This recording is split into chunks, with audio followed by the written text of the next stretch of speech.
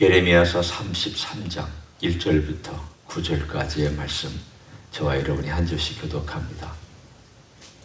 예레미야가 아직 시위대 뜰에 갇혀 있을 때에 여호와의 말씀이 그에게 두 번째로 임하니라. 이르시되, 이를 행하시는 여호와, 그것을 만들며 성취하시는 여호와, 그의 이름을 여호와라 하는 이가 이와 같이 이르시도다. 너는 내게 부르짖으라. 내가 네게 응답하겠고 내가 알지 못하는 크고 은밀한 일을 내게 보이리라.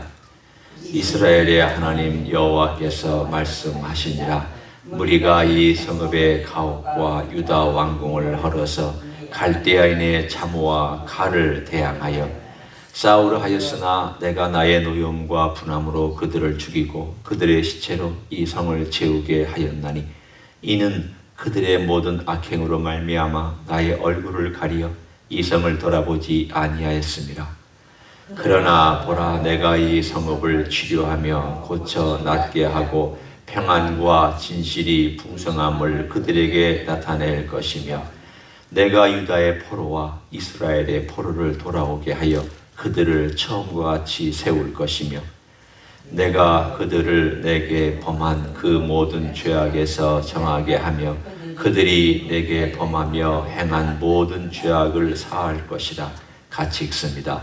이 성읍이 세계 열방 앞에서 나의 기쁜 이름이 될 것이며 찬송과 영광이 될 것이요, 그들은 내가 이 백성에게 베푼 모든 복을 들을 것이며 내가 이 성읍에 베푼 모든 복과 모든 평안으로 말미암아 두려워 떨리라. 아멘. 33장의 말씀이 두 번째, 감옥에 갇혀 있을 때 임했습니다. 만일 여러분이 감옥에 갇혀 있다면 여러분이 제일 듣고 싶은 메시지가 무엇일까요? 풀려날 거다. 너 금세 풀려날 거다. 아마도 이런 메시지를 듣고 싶으실 겁니다. 그게 제일 자기에게는 유익이 되는 메시지니까요. 근데 하나님께서 예레미야에게 그런 메시지를 주신 것이 아닙니다. 오히려 너희 민족 이스라엘을 향한 내 계획을 한번 들어봐라. 그리고 너는 내가 너에게 전한 이 메시지를 전해라. 사실 지금 이 시위대 감옥에 갇혀 있는 동안에 백성들이 말을 안 들었습니다. 그러면 미래 소망, 그래 너 떠들어라. 우리가 망한다고 너 그 말 하지 마라. 네가 말하는 그게 재수가 없으니까. 오히려 지금 예레미야의 한마디 한마디에 토를 달고 반항하고 오히려 죽이라고 얘기하고 있는 그런 상황 속에서 이 미래가 사실은 그들에게 무슨 의미가 있습니까? 당장은 의미가 없고, 예레미야도 당장 자기가 풀려날 것이라고 하는 무슨 의미 있는 메시지도 아닙니다. 당장은 그렇습니다. 하지만 예레미야에게 찬란한 자기 민족의 미래를 하나님께서 청사진처럼 보여주셨으면 예레미야의 마음은 어땠을까요? 여러분이 백성을 위해서 막 일합니다. 백성에게 메시지를 전달하는 사람입니다. 백성이 아무리 핍박을 해도 여전히 백성을 사랑해서 백성에게 가서 하나님의 음성을 전합니다. 어떨 때는 막 가기 싫습니다. 왜냐하면 분명히 돌 던지고 분명히 침 뱉을 게 뻔하니까 가서 메시지를 전해봤자 돌아오는 반응이 너무 힘들어서 육신적으로는 안 가고 싶습니다. 근데 마음으로는 하나님께서 그 영혼을 막 감동시키니까, 불쌍한 백성, 아직도 몰라서 그런 거지, 아직도 귀가 안 열려서 그런 거지. 그래서 또 가서 또 메시지를 전하는, 이런, 어떻게 생각하면 마치 정신분열증이 일어날 것 같은 그런 삶을 살아온 예레미야이기 때문에 감옥에 갇혀 있을 동안에 오히려 하나님께서 그렇게 해주시겠다라고 하는 미래를 말씀해 주시자 그의 마음이 얼마나 위로가 됐을까요?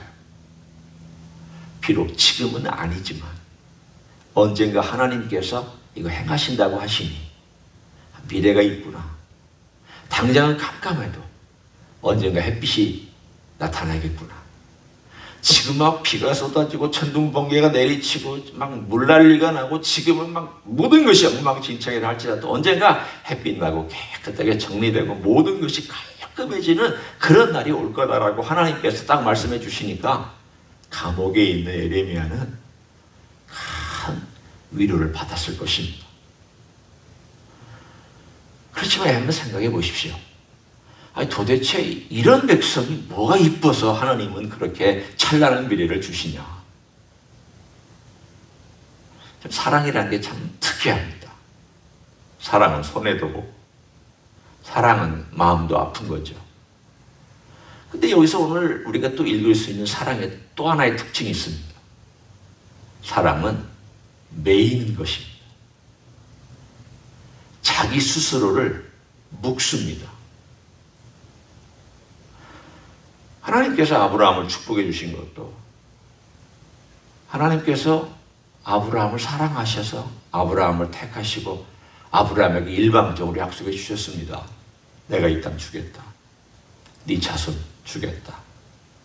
그리고 너를 복의 근원으로 삼겠다. 하나님이 일방적으로 약속하셨고 우리가 지난주에 같이 언약을 공부해서 여러분 기억하시지만 창세기 15장에 보면 하나님께서 하나님 혼자 쪼개진 짐승 사이를 지나가셨습니다. 일방적으로 약속해 주신 이게 사랑의 특징입니다. 사랑은 자기를 그 대상에 매이게 합니다. 여러분 자식하고 한번 관계를 생각해 보십시오. 늘 자식이 잘하니까 내가 자식을 사랑하는 건 아니잖아요. 자식이 나에게 효도해 주니까 내가 자식을 사랑하는 거 아니잖아요. 자식이 날 효도만 하고 자식이 날 이쁜 말만 하고 자식이 날 칭찬만 해주고 자식이 늘 엄마 잘했다 아빠 잘했다라고 박수 쳐주고 그래서 여러분이 사랑하는 거 아니잖아요. 설사 그렇게 안 한다 할지라도 사랑하시잖아요. 왜 그래요? 사랑에 매여 있잖아요. 내가 자식을 사랑한다는 그 자식에게 자식에게 매여 있다고 해도 되고 그 자식을 사랑하는 사랑에 매여 있다고도 얘기해도 되고 다 표현이 다 맞는 말입니다. 내가 매여 있지. 사랑이란 매여 있는 것이지. 그래? 너 네 마음대로 해. 난 너하고 아무 상관없어. 이거 사랑이 아니잖아요. 하나님 보십시오. 하나님께서 왜 이렇게 적극적으로 바벨론이라 집어넣었다? 왜 또 적극적으로 바벨론에서 빼내셨다? 또 적극적으로 이렇게 해주시겠다고 약속했다. 하나님께서 이것도 약속하고 저것도 약속하는 거예요. 여러분 30장, 31장 계속 살펴보십시오. 이 석장, 넉장에서 하나님께서 계속 반복해서 그런데 반복했는데 조금씩 다 다르게 하나님께서 말씀하고 있는 내용을 여러분 보시지 않습니까? 한 번은 이렇게 축복해 주셨다. 한 번은 저렇게 축복해 주신다고 말씀하셨다. 이 약속도 하시고 저 약속도 하시고 왜 그렇습니까? 그게 사랑이거든요. 사랑은 그렇게 하게 되어 있고 사랑은 그렇게 표현하게 되어 있고 사랑은 그렇게 약속한 것을 지키려고 하고 사랑은 또한 그렇게 자기 자신을 묶어서라도 그 상대방을 위해서 무언가를 베풀고 싶어하는 것이 사랑이기 때문입니다. 그 사랑의 핵심이 뭐냐? 오늘 이 33장은 그 하나님의 약속의 마지막 이 덩어리의 마지막 부분입니다. 30장부터 31장, 32장, 33장 특별히 31장에는 새 언약, 32장에는 영원한 언약 그리고 30장에는 내가 다윗을 세우겠다. 여러분이 기억하실지 몰라서 제가 여러분에게 읽어드립니다. 예레미야 30장 9절입니다. 그들은 그들의 하나님 여호와를 섬기며 내가 그들을 위하여 세울 그들의 왕 다윗을 섬기리라. 다윗은 이미 죽었잖아요. 오래전에 죽은 사람 아닙니까? 예레미야 시대에도. 그런데 다윗을 세우겠다. 이건 분명히 또 다른 다윗이에요. 또 다른 다윗인데 이 다윗이 누구냐? 그런데 그것을 하나님께서 명확하게 33장에 가서 말씀해 주셨어요. 15절을 보십시오. 15절 33장 5절에 가서 제가 읽습니다. 그날 그때에 내가 다윗에게서 한 공의로운 가지를 나게 하리니 그가 이 땅에 정의와 공의를 실행할 것이라. 얼마나 멋져요. 다윗이 아니잖아. 진짜 그 다윗이 아니에요. 이 다윗에게서예요. 자손이란 뜻이죠. 그런데 이 가지가 나오는데 이 가지의 특징이 뭐냐면 공의롭다고 했습니다. 다윗도 공의로우려고 애는 썼지만 공의롭지는 못했습니다. 다윗도 하나님께 순종하려고 애는 썼지만 온전한 순종의 모범은 아닙니다. 공의롭다는 말을 쓸 수 있는 대상이 인간이 누가 있습니까? 여러분입니까? 저입니까? 다윗입니까? 아브라함입니까? 모세입니까? 누구도 공의롭다고 못합니다.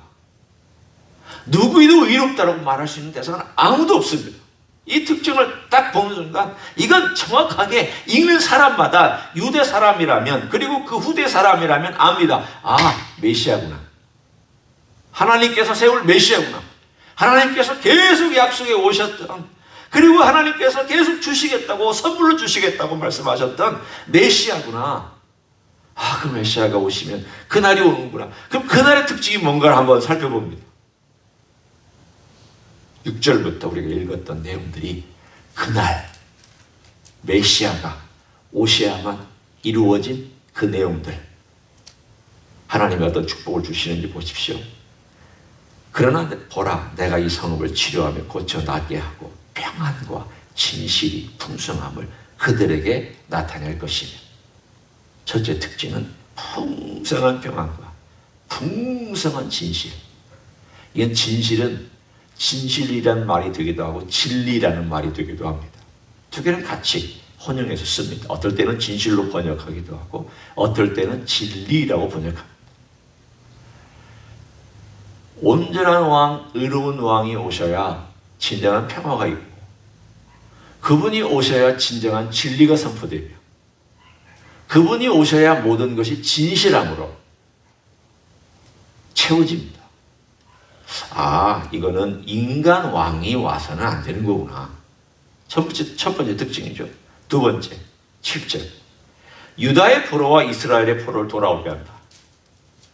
제가 거듭 말씀드리지만 유다의 포로는 바벨론 땅에서 돌아왔지만 이스라엘 포로는 돌아온 적이 없습니다.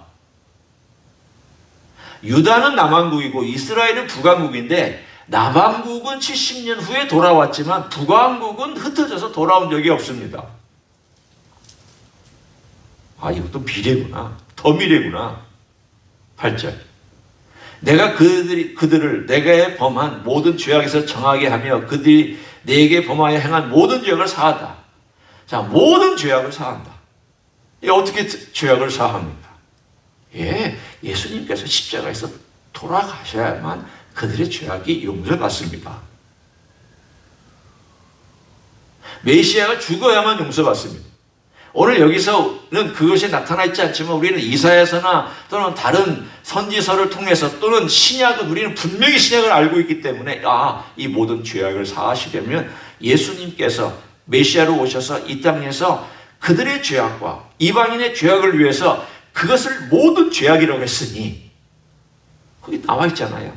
너희들이 내게 범한 이런 어떤 죄, 이렇게 말하는 게 아니라 모든 죄악, 모든 죄악 용서해 줄 거다.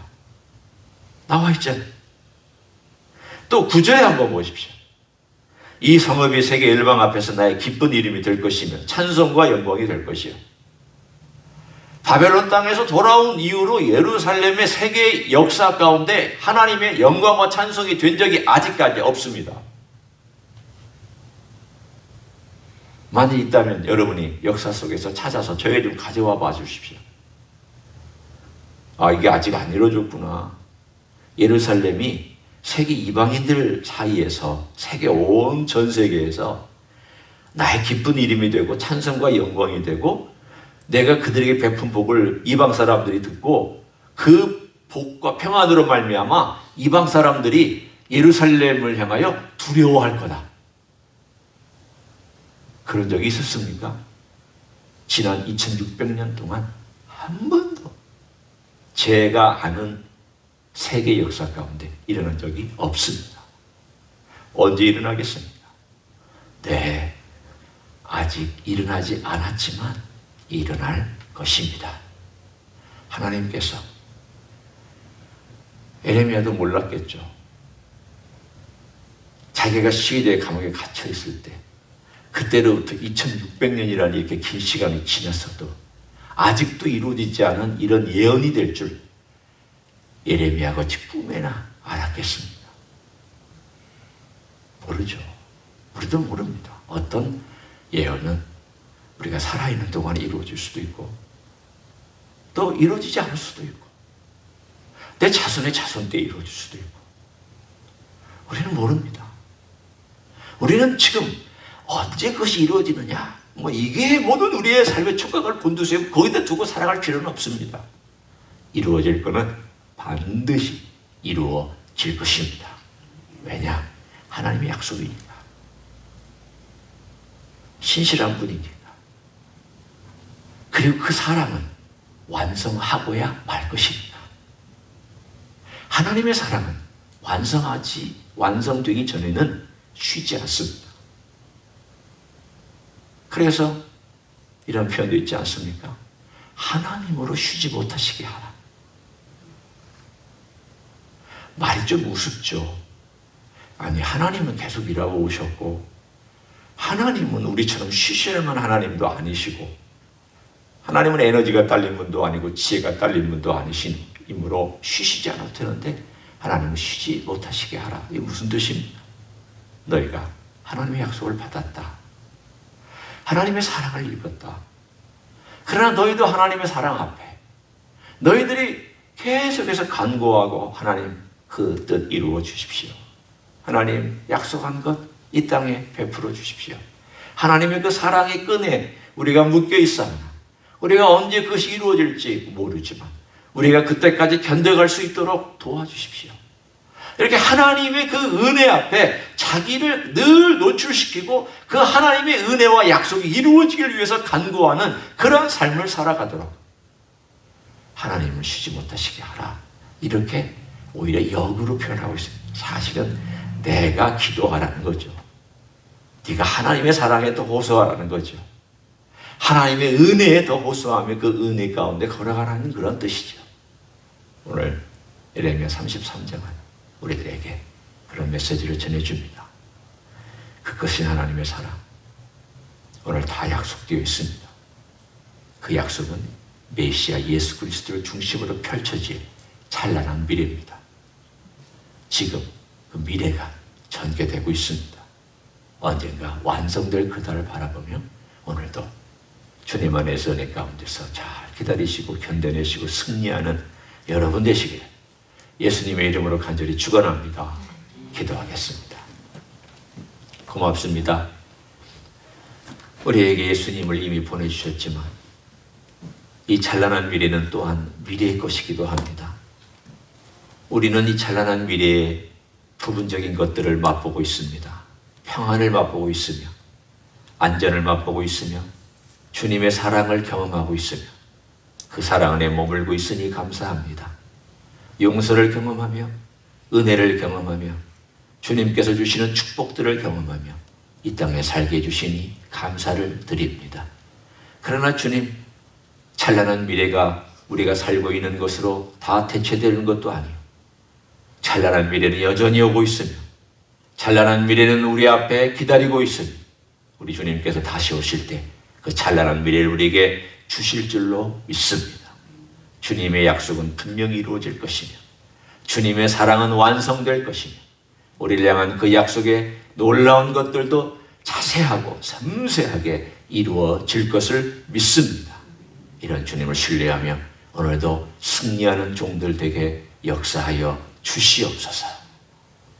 이제는 우리 구주 예수 그리스도의 은혜와 하나님 아버지의 극진하신 사랑과 성령 하나님 교통하심의 역사가 오늘도 사랑의 자신을 외우고 우리를 사랑하시고 사랑하는 것을 멈추지 아니하시고 끝까지 사랑해 주시고 좋은 것 채워주시기를 원하시고 아름다운 것들로 우리의 미래를 축복해 주시기를 원하시는 그것이 은혜와 사랑 앞에 오늘도 자신을 노출하며 걸어가기를 소원하는 이 자리에 참여한 모든 종들 위에와 주임제 히스교회 위에와 이민교회들과 한국교회들과 선교사님들 위해 이제로부터 영원히 함께 하실지어다. 아멘.